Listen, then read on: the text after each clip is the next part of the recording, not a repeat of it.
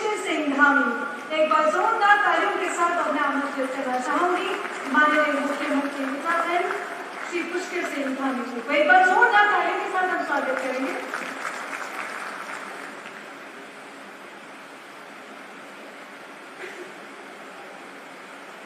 आज रंजन भवन के इस लोकार्पण अवसर पर अभी हम सब लोग इनको सुन रहे थे, ऐसे हमारे पूरे देश के युवा एवं बहुत ही लोकप्रिय नेता, एक कुशल वक्ता, और मैं सच बताऊं तो जब मैं उनसे पहली बार मिला तो मुझे लगा ही नहीं कि मैं पहली बार मिला। इतने सहज सरल और त्वरित रूप से निर्णय करने वाले हमारे केंद्रीय नागरिक उड्डयन मंत्री आदरणीय ज्योतिरादित्य सिंधिया जी, मैं चाहूंगा एक बार जोरदार तालियां बजाकर आप सब लोग उनका स्वागत करें।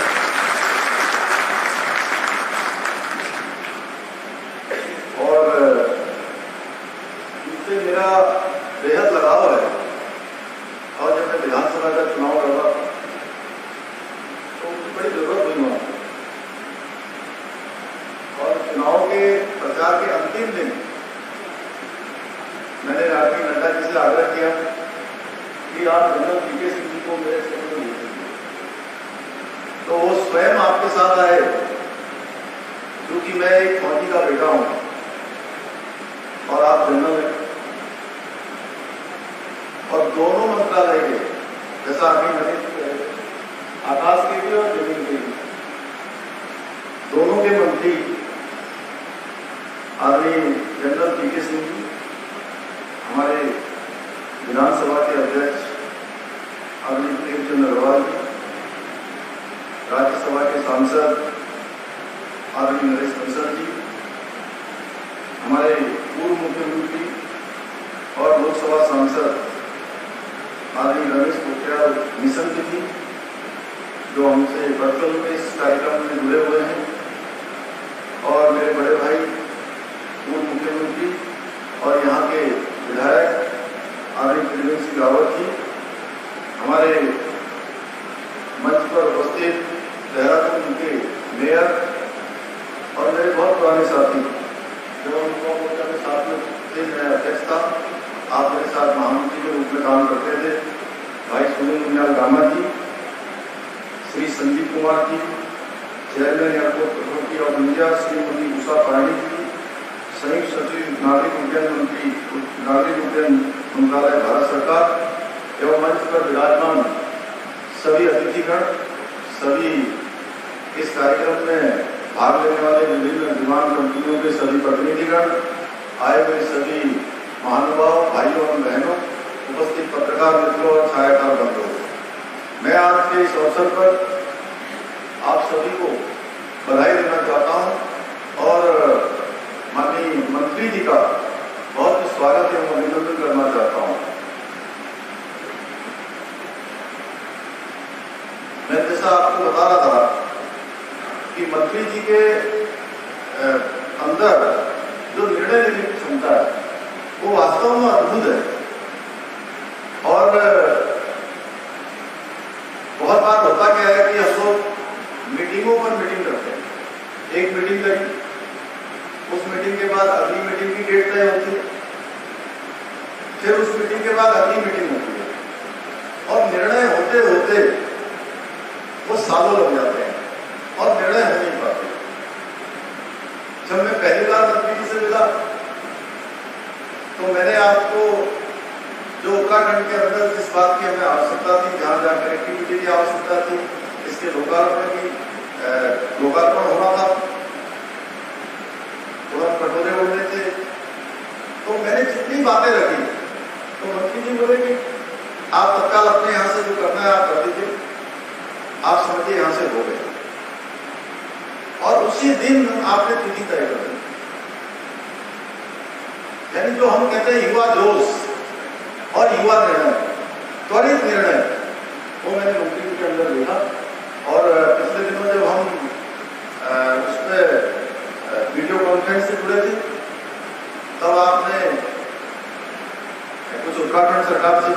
करी थी तो उसमें 20% हमारे यहाँ पर एविएशन टर्बो फ्यूल का बेड लगता था। और माननीय मुख्यमंत्री ने कहा कि अगर आप इसको कम कर देते हैं तो निश्चित रूप से आने वाले समय में चाहे हमारा पर्यटन का क्षेत्र हो, चाहे हमारे यहाँ पर लैंडिंग की व्यवस्था हो, हवाई उड़ाने हो, वो सारी की सारी मैं आपके यहाँ बढ़ा दूँ। तो मंत्री जी ने तो हमारे कहे हुए सब काम कर दिए। हमने भी जो है कैबिनेट की बैठक करी और उस कैबिनेट की बैठक में जो 20% जो हमारा एविएशन टर्बो फ्यूल का बेड लगता था उस बेड को हमने 2% यानी कि 18% कर दिया।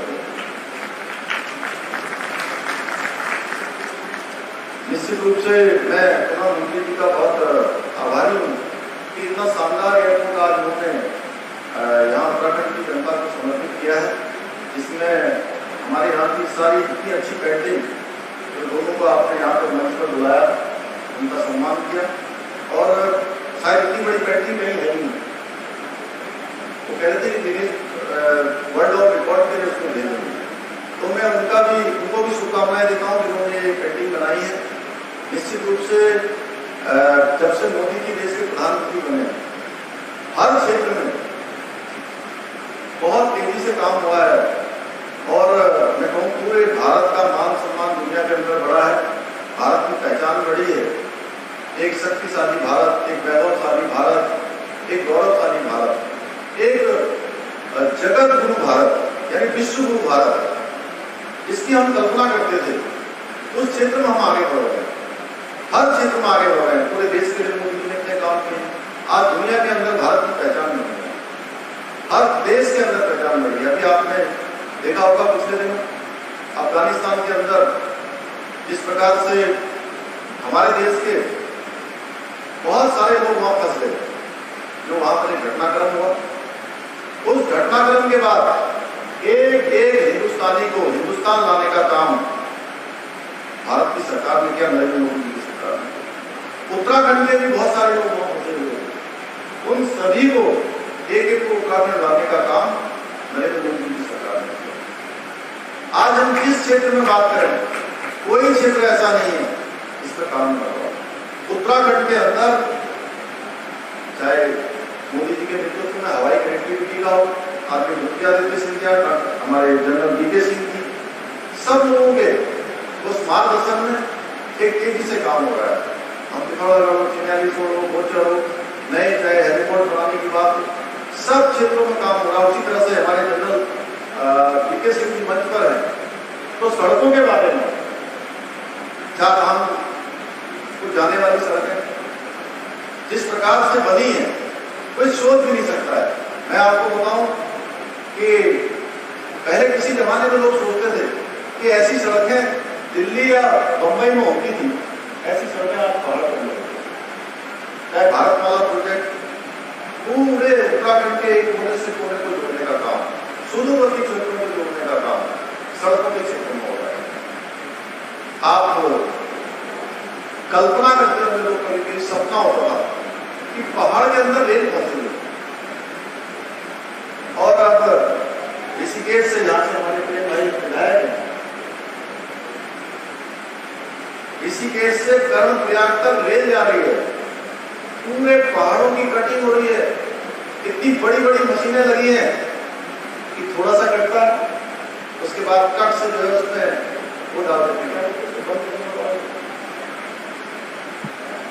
एक ऐसी टेक्निक है कि थोड़ा सा भी पहाड़ कटा उसके बाद उन्होंने उसको बंद कर दिया, चारों तरफ से उसको पैक कर दिया, पैक करा फिर आगे को मशीन गई। मैं स्वयं जब वहां जाकर मैंने देखा कि सपने में भी नहीं सोच सकते थे कि पहाड़ के अंदर भी ट्रेन जाएगी। आज 18 टनल बन रही है, 12 रेलवे स्टेशन बन रहे हैं। अपने आप में भूतों में भविष्य नहीं, ऐसा काम नरेंद्र मोदी की सरकार में हो रहा है। यानी कि मोदी है तो मुमकिन है, हर क्षेत्र में काम चल रहा है। आप केदारपुरी की बात करते हैं तो केदारपुरी में जब आपदा आई थी तो उस समय मोदी जी गुजरात के मुख्यमंत्री थे, वो आए थे हम, और उन्होंने उस समय भी हर प्रकार से जो तत्कालीन सरकार थी उस सरकार को भरोसा दिया था कि आप इस पर जो भी हमसे सहायता चाहते हैं सहायता करना चाहते हैं। उसके बाद जब वो देश के प्रधानमंत्री बने तो उन्होंने केदारपुरी के भव्य निर्माण का पूरा काम अपने हाथ में लिया और आज हमें खुशी है कि वहां पर 450 करोड़ से भी ज्यादा की योजनाएं स्वीकृत हो गई है या वो चल रही है। बद्रीनाथ का मास्टर प्लान बन चुका है, 250 करोड़ रुपए की योजनाएं वहां के लिए स्वीकृत हो गई है। हमारी गंगोत्री यमुनोत्री हर जगह के लिए वहां पर सारी योजनाएं स्वीकृत हो गई। तो निश्चित रूप से आज मोदी जी का जो विजन है, और मोदी जी ने कल वो जब यहाँ आए थे, जब देश को उन्होंने ऑक्सीजन के प्लांट समर्पित किए थे, उन्होंने कहा कि 25 साल का जब उत्तराखंड हो जाएगा तो 25 साल का उत्तराखंड दुनिया का, हिंदुस्तान का आदर्श राज्य होगा। उन्होंने ऐसी संकल्पना की है, कल्पना की है हर क्षेत्र में।